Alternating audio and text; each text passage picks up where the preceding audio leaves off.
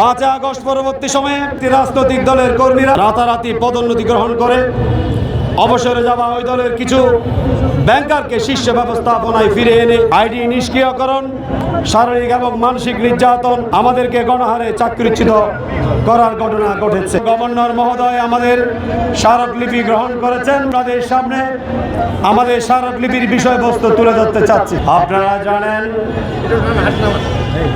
জানেন বিগত 5 আগস্টের দ্বিতীয় স্বাধীনতা অর্জনের মাধ্যমে বাংলাদেশ নতুন পথে যখন পরিচালিত হতে যাচ্ছিল, একটি কুচক্রী মহল ধর্মের দোহাই দিয়ে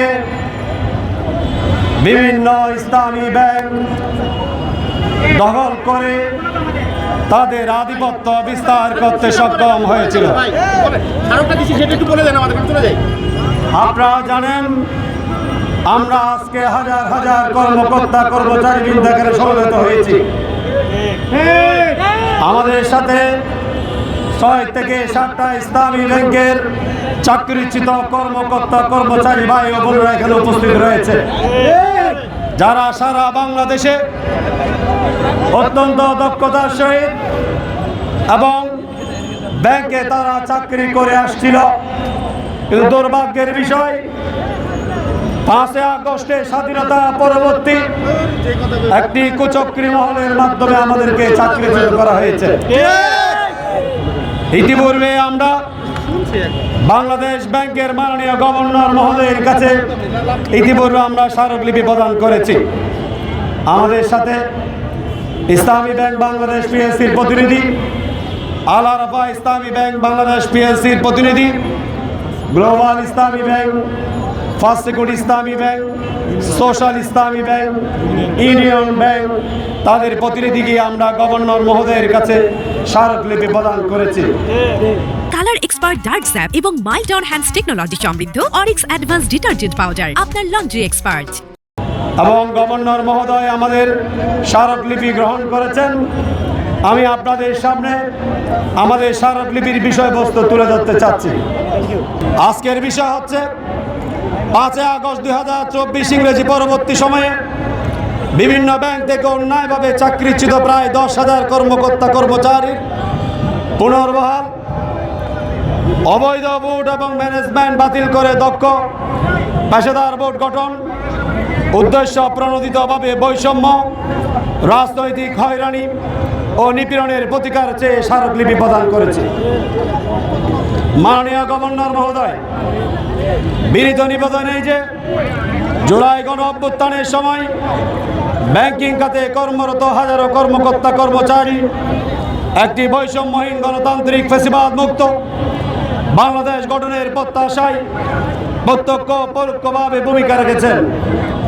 আমরা প্রত্যাশা করেছিলাম নতুন বাংলাদেশে ব্যাংকিং খাত হবে সম্পূর্ণ রাজনৈতিক প্রভাব মুক্ত এবং পেশাদার এবং মানবিক।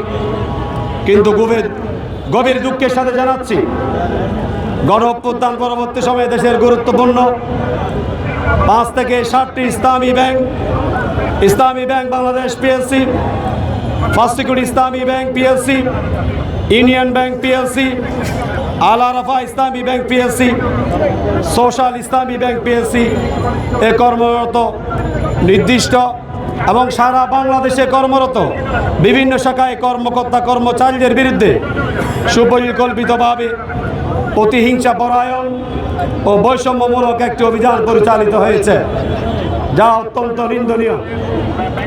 উল্লেখ্য যে ব্যাংকের যথাযথ নিয়ম অনুসরণ করে নিয়োগপ্রাপ্ত দীর্ঘ 7 থেকে 8 বছর, অনেকে আছে দীর্ঘ 17 বছর, 20 বছর ধরে দক্ষতা এবং সুনামের সাথে দায়িত্ব পালন করা সত্ত্বেও আগস্ট পরবর্তী 2024 একটি বিশেষ রাজনৈতিক মতাদর্শ ভিত্তিক গোষ্ঠীর প্রত্যক্ষ প্রভাব ও মদতে উপরোক্ত ব্যাংকগুলোতে কর্মকর্তা কর্মচারীদের লক্ষ্য করে বদলি, প্রশাসনিক হয়রানি, আইডি নিষ্ক্রিয়করণ, শারীরিক এবং মানসিক নির্যাতন, সর্বোপরি আমাদেরকে গণহারে চাকরিচ্যুত করার ঘটনা ঘটেছে, যেটা অত্যন্ত নজিরবিহীন। বিশ্বের ইতিহাসে নজিরবিহীন একসাথে 10,000 কর্মকর্তা কর্মচারীকে চাকরিচ্যুত করা বিশ্বের কোথাও নজির আছে কিনা আমাদের জানা নাই।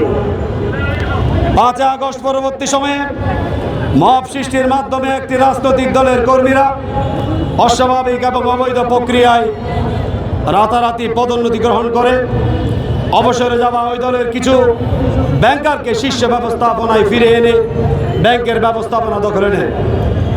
এই সাথে তৎকালীন ম্যানেজমেন্টের অধিকাংশ সদস্যকে পদত্যাগ এবং চাকরিচ্যুত করতে বাধ্য করা হয়।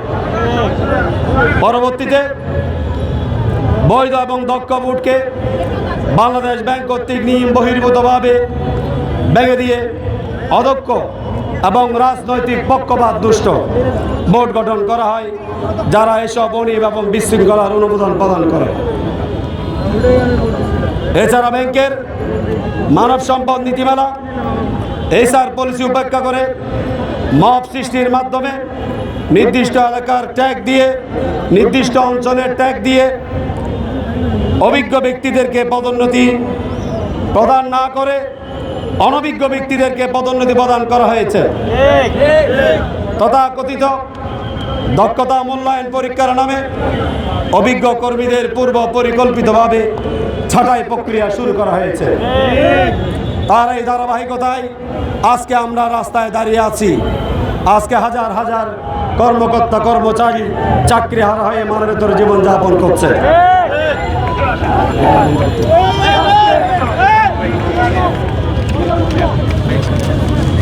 প্রিয় সাংবাদিক ভাই ও বোনেরা, আপনাদের সামনে আরো উদ্বেগজনক বিষয় হলো যে বিভিন্ন অজুহাতে তথাকথিত বায়তুল মালের জন্য কর্মকর্তা কর্মচারীদের কাছ থেকে জোরপূর্বক চাঁদা আদায় করা হয়েছে।